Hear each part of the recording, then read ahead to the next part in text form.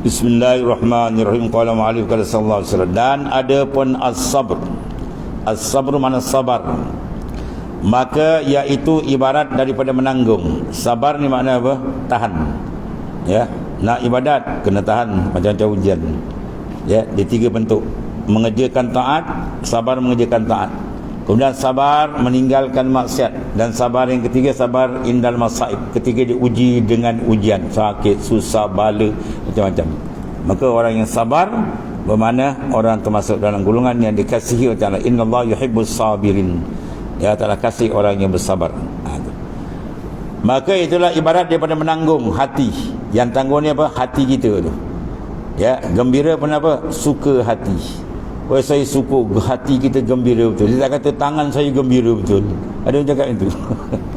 Ya, kaki saya gembira betul. Apa pasal kau cakap ni macam ya? Kena benteriak dunia. Gembira qalbi, hati. Ya, gembira sungguh hati. Kalau orang nak tarik pun, orang tangkap, nak tawan pun hati. Kau kena pandai-pandai mengambil hatinya. Dia tak kena kau kena pandai ambil kaki dia. Orang kata ni apa bahasa orang kau pakai. Sebab apa? Sebab kita tackle raja dia. Kalbi tu raja.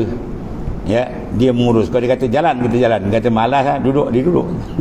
Jadi kalbi tu bila dia kita dapat tawan, kenalkan dia dengan Tuhan, masya-Allah. Dia akan jalan cantik.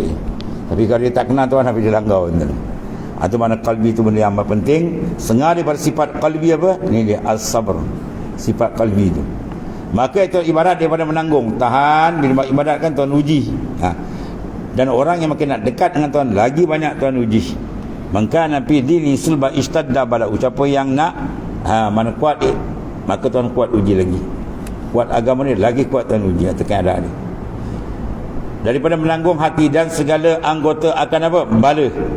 Ya, berlaku pada diri dia sakit, susah, kesusahan dan sebagainya lah. Yang datang daripada Allah Ta'ala. Ya, maka orang peringkat sabar di peringkat syariat baru kita ni. Kalau dia naik peringkat atas lagi, dia betul-betul mengenal Tuhan dan ada pendampingan, dia akan berpusing tu. Dan man'u ainul ata. Ya, Tuhan beri bala tu jadi nikmat bagi dia.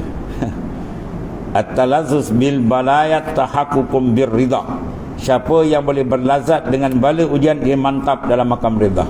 Maka sabar bawa ridha lagi tinggi, dan kemantapan dia sampai peringkat dia boleh apa? Talazzus bil balayat. Dia berseronok dengan bala sampai tu panggil pelik orang ni. Lepas tu dia dapat benda pelik, siapa dia? Aulia lah. Dia kena je ujian, demam, kan? Maka apa keluar mulut dia? Alhamdulillah albasani libasal aulia. Ya Allah, engkau sarungkan aku dengan pakaian kekasih engkau. Siapa kekasih Allah? Para Nabi, para Rasul. Apa sifat dia tentang perkara ni? Inna asyaddan nasi bala'anil anbiya summal amsal fal amsal ila akhir hadis. Sesungguhnya orang yang paling kuat diuji coba tanah di kalangan para Nabi dan Rasul. Mana itu pakaian dia orang. Ya, lagi kuat diuji, lagi tinggi martabat dia naik.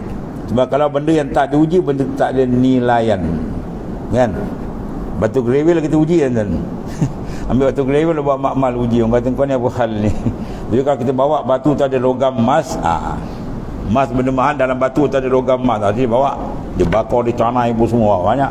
Lalat dia jadi pakaian, perhiasan yang mahal harga dia. Jadi sebelum jadi tu kena bakar dulu. Betul lah insan nak jadi, maknanya betul-betul insan yang sempurna dengan Allah Ta'ala, maka Tuhan bakar. Tuhan bakar dengan apa? Ujian tu macam-macam untuk membersihkan kalbi dia, membersihkan hakikat diri dia, supaya dia layak dekat dengan Allah Ta'ala, untuk menerima makna kurniaan yang amat besar. Dan menanggung akan kesan mengerjakan segala suruhan. Ya, dalam keadaan manusia semua tak buat, dia nak buat, memang berlawan nafsu tu. Dan menanggung akan kesusahan. Tadi kerja tak, dia nak bangun tahajud buat, dan orang dengan sedap tidur, kau ni nak bangun, dan pukul 3, pukul 4 kan, nak menghadap Tuhan. Memang sukat, tapi kena sabar. Sebab situ ada kebesaran banyak.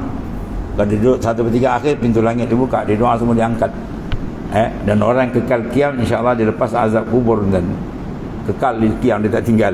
Itu sangat kelebihan, banyak kelebihan. Jadi memandangkan pada kelebihan, maka jadi apa, dan ya, semangat, bukan jadi berat. Orang tak faham tadi kalau sebuah ibadat, orang faham ringan. Itu berbeza. Sebab apa? Suhu rohani dia lain. Yang ni faham, yang ni tak faham. Itu maksudnya. Satu hari demam berapa ibadat dan setahun. Orang yang demam satu hari dalam hadis dia mendapat pahala full cantik punya 1 tahun ni pahala. 2 hari 2 tahun, 3 hari 70 tahun.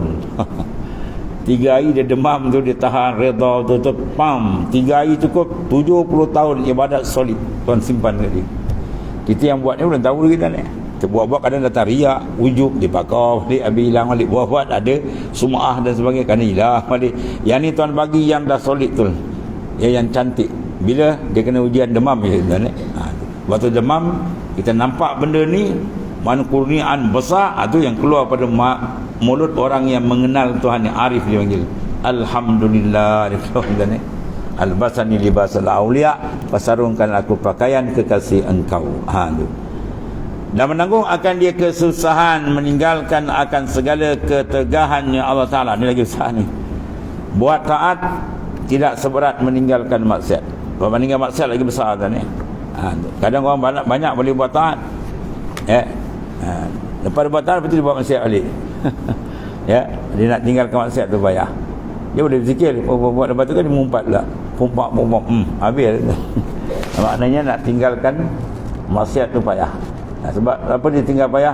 Sebab nafsu sangat berkenan dengan benda maksiat. Umpat orang, kata orang, kan, bohong ke orang, sedap tu, nafsu sedap. Dia nak tinggalkan benda tu payah. Dia kena sabar.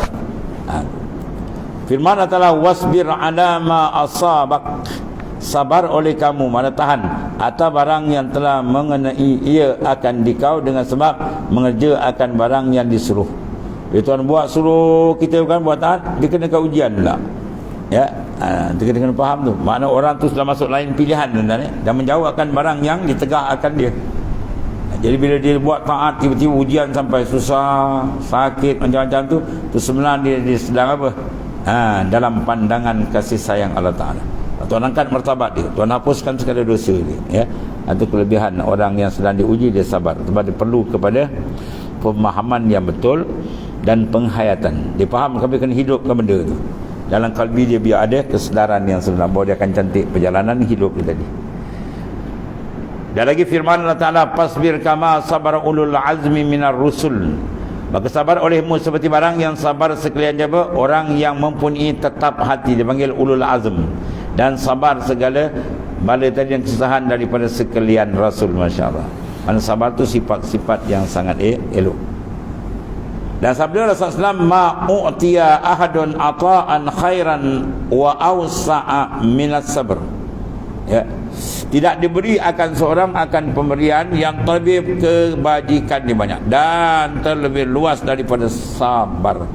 Bersabar itu merupakan apa? Ibadat hati yang sangat besar. Sebab dia berdepan dengan ujian, tekanan nafsu. Dia duduk sab depan berperang dengan nafsu. Maka bila sabar, dia akan naik makam redha satu peringkat. Itu di antara apa? Sifat yang dipanggil ada semasa kita di dunia sebagai pekakas untuk kita berperang. Ini senjata berperang dengan siapa? Nafsu. Berperang dengan syaitan. Dia usik kita sabar, tahan. Ada pun dalam syurga tak ada lagi. Dalam syurga tak ada sabar. Bukan tempat sabar di syurga. Sana tempat tana'um, bernikmat. Masuk syurga nak melinjang, nak berjoget apa yang tak ada. Tuhan beri habis. Tak ada lagi hukum taklif di sana. Sabar tak ada, warak tak ada, apa tak ada. Yang ada satu tinggal. Apa dia? Asyukru tinggal. Tuhan sebut dalam Quran apa? Wa akhiru da'wahum anil hamdulillahi rabbil alamin. Segala puji, mana pujian tu mana Tuhan kekalkan sampai dalam syurga. Sebab tu konteks antara hamba dengan Tuhan. Bila dia bersyukur tu mana apa? Kalbi dia rapat, kalbi dia mengiktiraf kurnian Tuhan, dan kalbi dia merasa mana redha cukup tinggi dengan kesyukuran dia kepada Allah SWT. Sebab makam syukur lebih tinggi daripada makam sabar. Kemudian dan ada pun asyukru akan datang, dia akan cerita tajuk syukur pula kita, sama ada bil lisan, bil arkan atau bil qalbi. Wallahu. Bismillahirrahmanirrahim. Alhamdulillah. Sayyidina wa maulana Muhammadin ala Rasulullah maghfirah. Alhamdulillah. Subhanakallahumma